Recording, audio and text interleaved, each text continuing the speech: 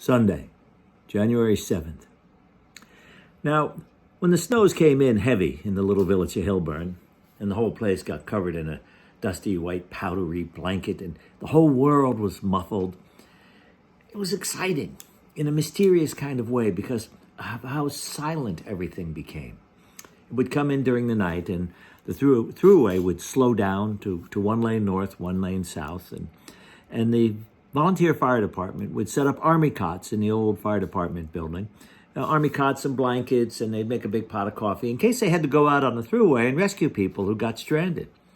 The firemen would gather over there. Walt went over to the fire department. He walked over in his snowshoes, leaving these great big tracks that looked like a monster had come through. And, the men sat around. They played cards. They listened to the police band radio. And they took turns taking naps in the army cots. They spent the whole night there. I was fascinated by how insulated, how quiet, how tucked in the whole world seemed. I woke up early. It was still dark out. And I got dressed and I went into Muffin's old room. My sister Muffin was not spending much time with us. She was in the city. And I looked out the window there. It looks out onto the throughway. And there was no traffic.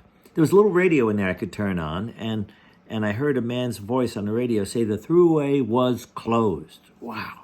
So I laid on the bed in Muffin's room, and I thought about this, about how nature can slow the whole world down. And I wondered if it snowed in heaven. I woke up from a dream. In the dream, there were angels driving snowplows. And so I went downstairs. It was still kind of dark out. And I put on my winter clothes, the snow pants and the coat and the gloves and the knit hat and the boots and all. I went out onto the front porch. That's a screened-in porch. And the screens were all covered in snow. They were stuck into the little screens that looked like the walls of the porch were all made out of cotton. Then I went down the steps to the road where it had been plowed the night before, and so the snow was a little shallow there. And I walked down to the cyclone throughway fence. And I looked out onto the throughway. Still no cars, nothing. And I took my gloved hands and I held onto the cyclone and I pressed my face against the fence. A little bit of powdery snow came down on me.